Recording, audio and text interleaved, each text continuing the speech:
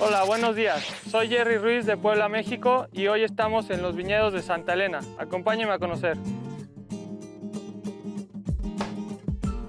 Pablo Alonso Perez, director of Santa Elena Vineyards, gave Jerry a tour of their wine cellar to show the unique process of winemaking in Aguascalientes, Mexico. Lo que estamos haciendo es enfocarnos en tecnología de punta, pero que realmente te regresa a las fuerzas naturales de la vida. Entonces estamos trabajando con gravedad en todos los procesos, hemos dejado de mano las bombas y estamos enfocados en conocer el ambiente, el clima, el viento, todos los factores que seguramente también en el golf son bien importantes. El viento nos refresca el viñedo y eso es lo que ahora estamos enfocados. Y aquí de las cosas muy interesantes del vino de Aguascalientes es el color que tiene, es un color súper potente. Salud. Pues salud, suerte. Bueno, ahora estamos en el centro de la ciudad de Aguascalientes. Me contaron que hay unos murales muy bonitos aquí. Acompáñenme a verlos. Afterward, Ruiz met Jaime Villarreal for a tour of the government's palace, where murals cover the walls, telling endless stories of the past. Fueron hechos por un chileno, él fue el alumno más destacado de Diego Rivera. Se pintan entre 1961 hasta 1992. El nombre de este personaje se llama Osvaldo Barracúnica.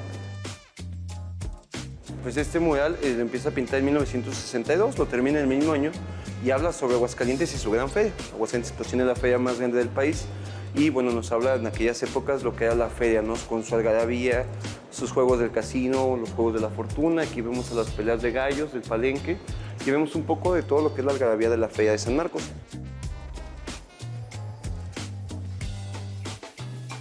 Atrás de nosotros está lo que es el mural sobre la bandera de México. En cada color pues, se representa la diversidad de nuestro país. Muchas gracias, Jaime. Gracias a ustedes por acompañarnos al recorrido de Aguascalientes.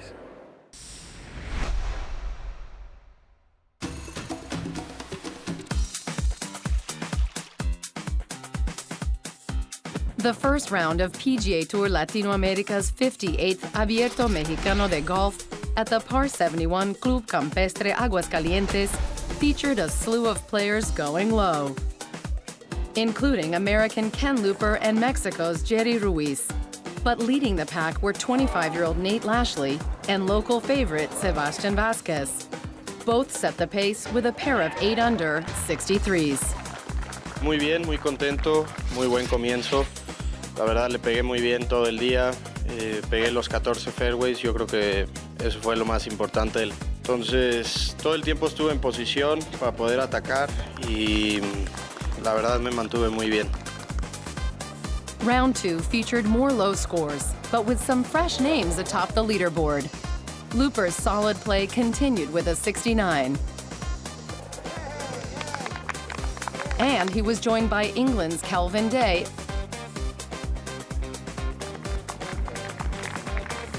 and Australia's Brady Wyatt near the top. American Sam Fedone shot a 67, making 7 birdies, including this one at 11. To move into a tie with Brazilian Rodrigo Lee and Argentine Augusto Núñez for second place. But it was Wesley McLean's round of 66 that moved him to the top of the list at 11 under. I made a few putts coming down the stretch. That's the reason I'm here. I had a pretty tricky putt on 16 for birdie, and that one fell, and that was kind of the turning point of the round.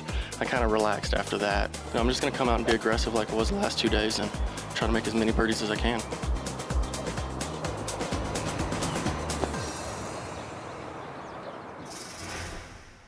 After the break, we see who takes home the win and learn a little more about a Mexican legend.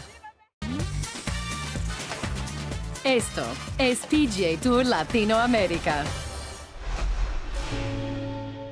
Esteban Toledo is a Mexican legend, a born fighter.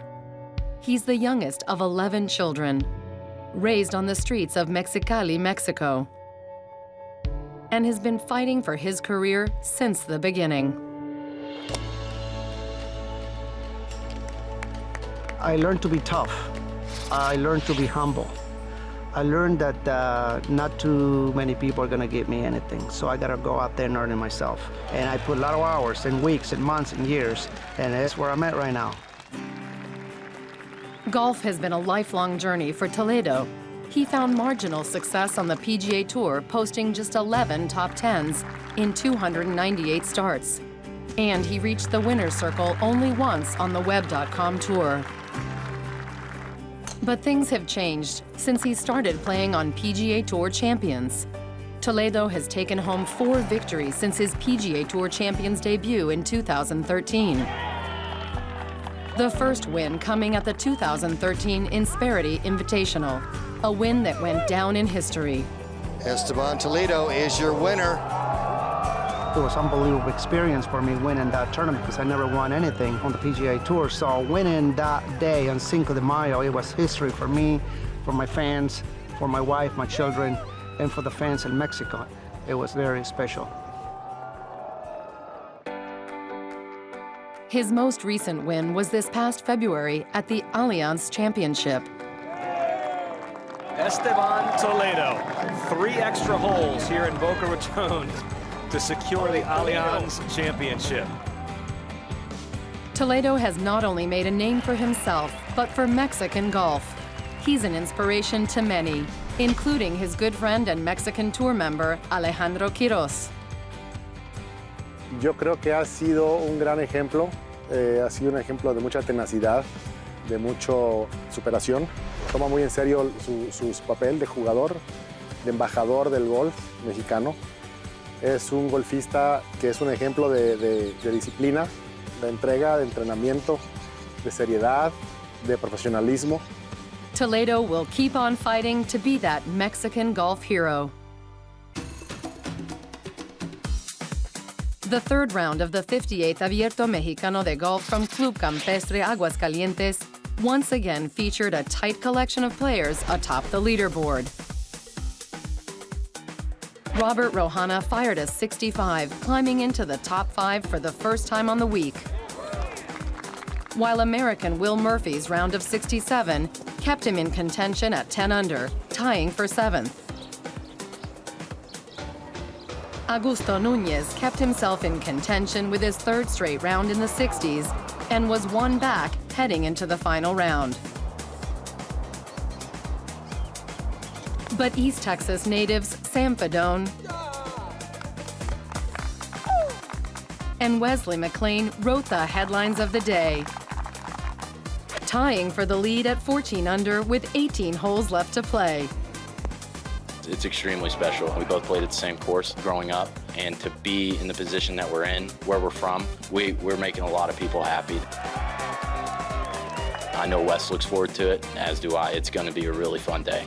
We're from East Texas. There's been a few good golfers come out of East Texas, but not like the bigger cities. I'm looking forward to it. It's going to be a lot of fun. I know there's a lot of people back home pulling for us. You know, either one of us comes out on top. It's a great week for us. However, the Texas duo of Fedone and McLean had too many mistakes on the final day, and the players behind them took advantage. American Austin Quick made some noise, shooting a 31 on the front 9. His round fell 1 stroke short of what he wanted, though, finishing in 3rd place at 15 under. Mexico's Sebastian Vasquez surged. After starting the day tied for 7th, his 65, which included an eagle on 15, put him in the clubhouse at 16 under. Núñez seemed to take a commanding lead after an eagle on 11 got him to 18 under. But he faltered on the back 9 and could not hold on, having to make a testy par putt on 18 to force a playoff with Vasquez. It only took 1 hole for the Mexican native to claim his National Open.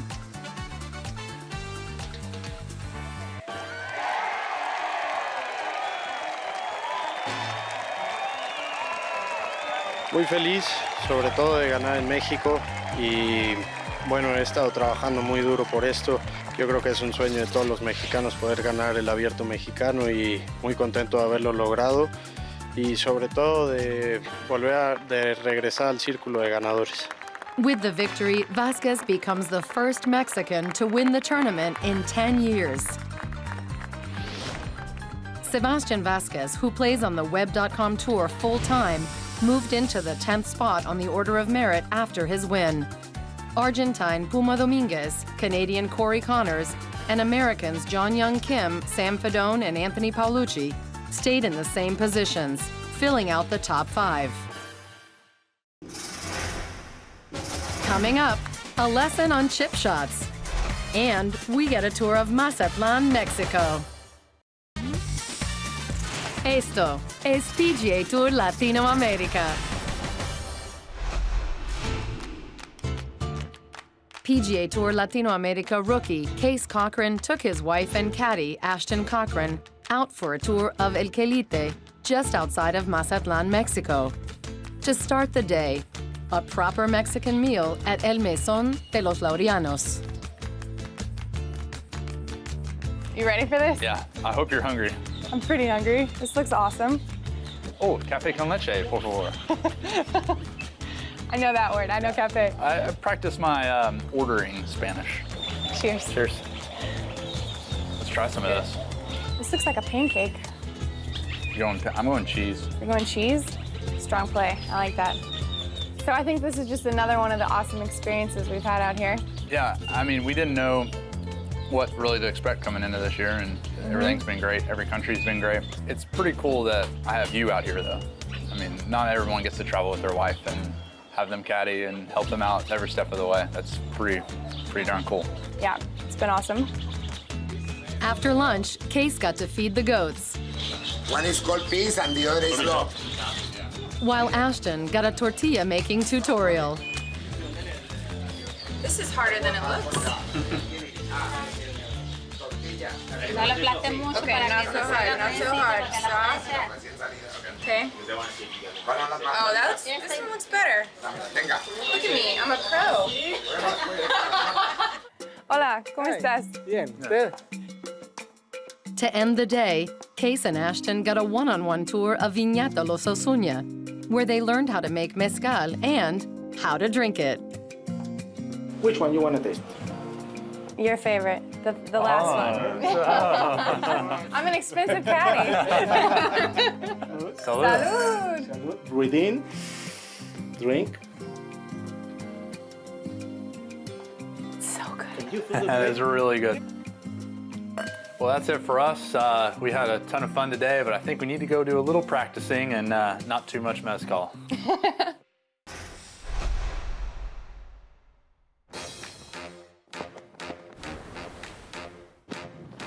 The 8th and final event of the first half of the season takes us to Mazatlan, Mexico for the Mazatlán Open. For the 3rd consecutive year, Estrella del Mar Golf and Beach hosted PGA Tour Latinoamérica on the par 72, 7,015-yard oceanfront course. Conditions were prime in the opening round, producing record-breaking scores. However, just 2 players managed bogey-free rounds. Guillermo Pereira of Chile made 7 birdies, while Mexico's Jerry Ruiz made 6. The 2 claiming the 3rd and 4th spots on the leaderboard, respectively. American Eric Steger posted 1 eagle, 7 birdies, and a bogey for a solid 8-under finish for solo second. But it was American Paul Apian who beat the field and broke the course record with a 10-under 62, carding 1 eagle and 9 birdies to just 1 bogey. I played really well all day, just really steady. It's a good start. It's nothing more, it's nothing less, and so tomorrow's a new day and we just start playing tomorrow like it's itself.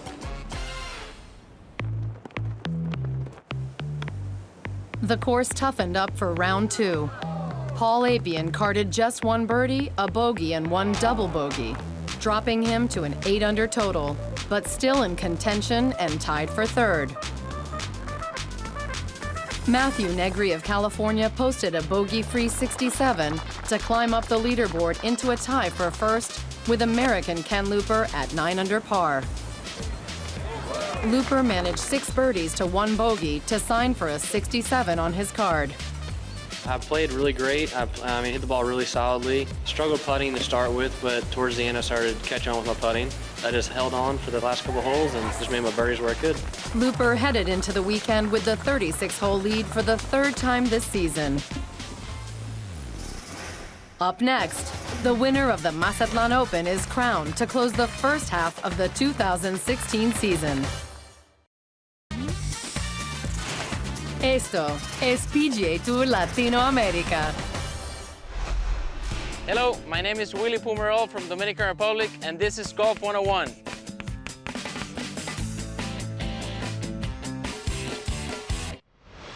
When you're outside the green, you need to leave it close to the hole, and for that, you need finesse.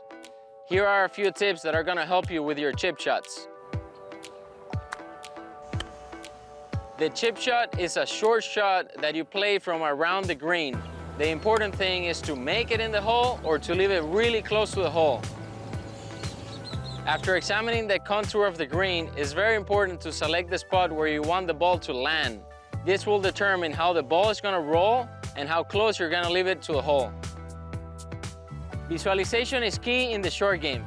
This is gonna give you a clear idea in your mind's eyes of what you want to do with the ball. After that, just be as precise as you can to make that a reality. The club selection depends on the type of shot you want to hit. The loft works that if you have a lot of loft, it's gonna go higher. If you have less loft, it's gonna go lower. So depending on the distance that you are from the hole, then you select the club that you want. If you're close to the hole, you're gonna use a club with a lot of loft. If you're further away from the hole, you're gonna use a club with less loft. Practice, practice, practice is the only thing that's gonna help us in this game. That's what I do every day of my life, and I recommend that you do the same. When you do it, go to different spots on the green, on the practice surface, and use all the clubs that you have on the bag. Good luck, and keep practicing.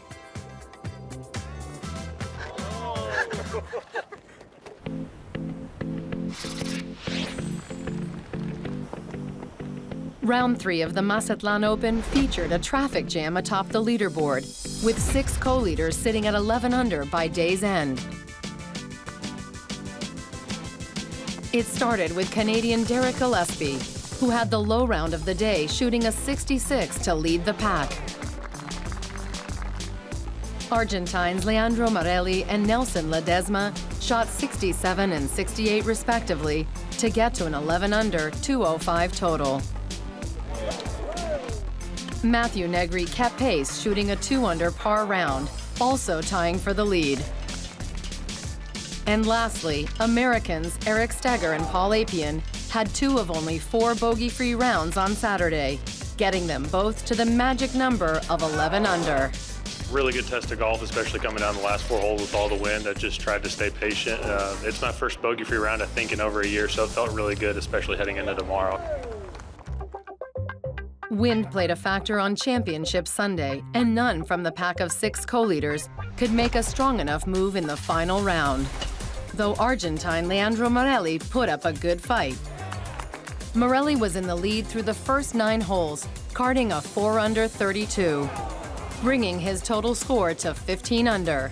But he stumbled on the back 9 with a double bogey that cost him the solo lead. Surging from behind was American Martin Trainer. His front 9 was nearly flawless, with 6 birdies to a lone bogey, totaling 13 under par. Trainer kept treading. He carded a bogey on 11, but bounced back with 3 more birdies by hole 15 to take a 1-shot lead over Morelli. Trainer maintained that 1-shot lead, parring his last 3 holes to take home the Mazatlán Open trophy. All I did was just try to do everything that I did the other days, and a lot of the putts dropped, and I made a bunch of birdies, and I ended up on top somehow. It was just a great experience, and I'm just thrilled to finish it off. Trainer's win boosted him up the order of merit. He now sits in 4th position. His contenders in the second half will be Corey Connors, John Young Kim, and Puma Domínguez, who will all be fighting for that #1 spot and Web.com Tour status. To find all the latest news, highlights, and live scores, log on to our website, PGATourLA.com. The first half of the PGA Tour Latinoamérica season has officially ended. 8 tournaments, 8 champions, across 7 countries, all vying for Web.com Tour status, the pathway to the PGA Tour. PGA Tour Latinoamérica graduates on the Web.com Tour are also making a move as they reach their halfway mark. With 6 players in the top 25, looking to close in on their PGA Tour cards in just a few short months. There's still much more golf to be played. We'll see you in the second half.